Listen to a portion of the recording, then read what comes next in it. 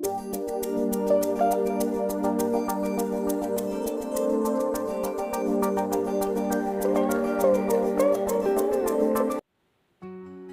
Indonesia, selamat datang kembali di channel Vlogger BW.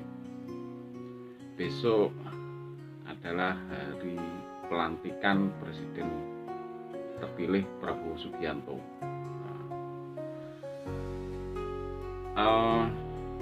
Sebenarnya saya tidak ingin membahas tentang masalah presidennya, Presiden Prabowo-nya, tapi saya ingin mengulas tentang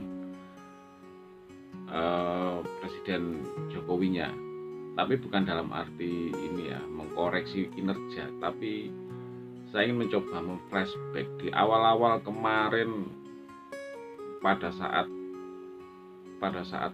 Jokowi dilantik atau Jokowi menang. Itu kan orang banyak mengeluhkan tentang Jokowi. Orang yang mengkritik waktu itu, mereka punya influencer yang untuk menangkis semua serangan itu. Mereka mengeluh-elukan. Di ujung cerita, hari ini yang mengolok-olok atau mencibir Jokowi itu semakin masif.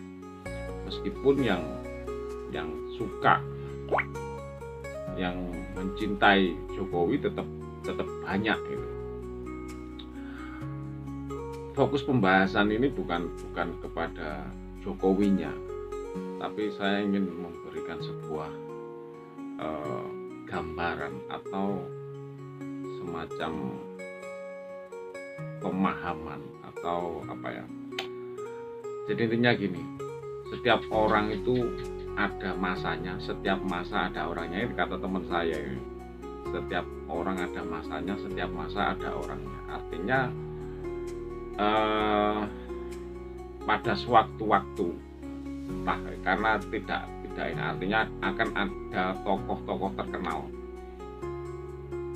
Setiap masa itu akan ada satu tokoh yang terpilih di kehidupan itu, entah itu dianggap sebagai nabi, entah itu dianggap sebagai wali, entah itu dianggap sebagai pemimpin, apapun lah. Zaman dulu ada Aristoteles, ada Plato, ada para nabi-nabi, terus pemimpin-pemimpin banyak lah. Dan setiap orang-orang itu mereka memiliki masa, tetapi juga memiliki musuh. Semua itu sudah kodrat kehidupan, kodrat semesta. Nggak ada orang itu 100% diterima, nggak ada. Atau 100% orang itu salah, nggak ada. Dalam hidup itu setiap orang itu memiliki dua sisi. Kalau tidak jadi pahlawan ya jadi bajingan. Artinya ada sisi baik juga ada sisi buruk. Ada yang menerima dan ada yang tidak. Itu sudah pasti. Kontroversi pro kontra dalam kehidupan itu adalah sesuatu hal yang lumrah. Orang-orang yang mengkritik hari ini adalah orang-orang yang dulu sangat mendukung. Ya tetap masih banyak yang hari ini masih para pendukung yang tetap mencintai atau pro itu masih banyak. Yang kontra juga banyak. Yang dulu suka menjadi tidak suka, yang dulu nggak suka menjadi suka juga ada. Dan kehidupan pun juga akan tetap seperti itu. Dari masa ke masa, entah siapapun orangnya, tokohnya, semua mengalami hal itu. Sehingga sebuah pembelajaran logika kehidupan kepada kita semua untuk ya artinya kita sadar, dalam arti ya kalau benar kita ikuti, kalau enggak ya kita nggak usah ngikuti itu loh, karena semua orang pasti memiliki dua sisi itu. Ketika sisi itu baik, cocok, kita ikuti, atau kita cocok dengan apa yang dia lakukan ya kita ikuti. Kalau enggak ya nggak usah diikuti itu loh. Terus satu pembelajaran yang paling penting adalah kita semua kalau cocok jangan terlalu fanatik, kalau cocok jangan terlalu mendewa-dewakan. Kalau nggak cocok jangan terlalu menghujat dan menyalahkan, karena semua relatif itu. Dan di kita menjadi bagian sebuah peradaban kehidupan yang tidak maju dan berkembang, karena kita itu kalau cocok gitu tapi nggak jelas gitu. Cocok terus menjadi jelas nggak masalah, karena intinya gini, kita itu hidup itu adalah belajar dari lingkungan itu juga dari semesta, dari alam, dari orang-orang, dari keluarga, orang tua, guru, atau siapapun. Kita itu belajar dari kehidupan supaya hidup kita itu jauh lebih baik. Kalau kita hanya mengikuti sesuatu, mencintai sesuatu, mengeluh-elukan sesuatu, tetapi tidak memberikan dampak lebih baik pada hidup kita, ya ngapain gitu loh. Dan hari ini kita itu ya menjadi sebagai masyarakat yang tidak segera maju, karena kita itu terlalu, kalau condong sekali, kalau enggak sekali. Tetapi kecondongan tadi itu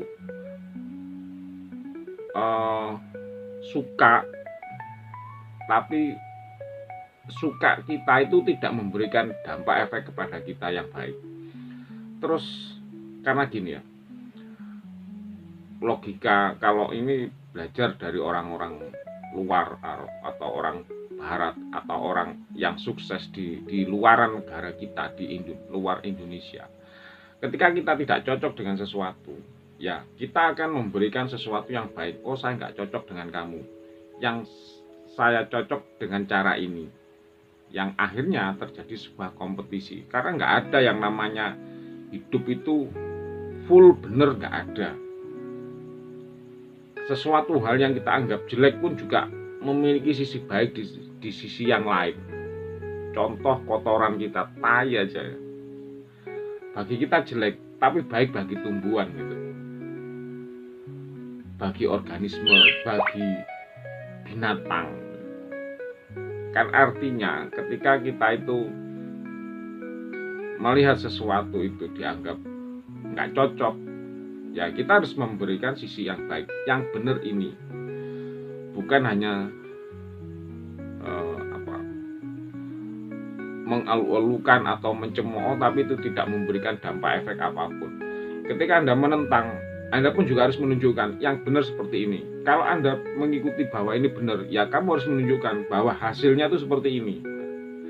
Hari ini kita menjadi tidak maju karena terlalu condong yang dianggap benar tapi kita nggak benar, melawan kontra atau menolak yang dianggap tidak senang, tetapi kita tidak memiliki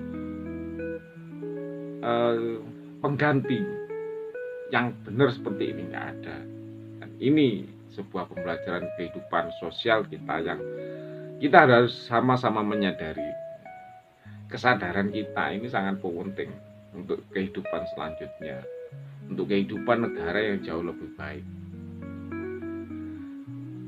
Oke, demikian video kali ini. Semoga diterima, semoga dimengerti, dan tetap semangat untuk menjadikan Indonesia yang jauh lebih hebat di masa depan. Terima kasih.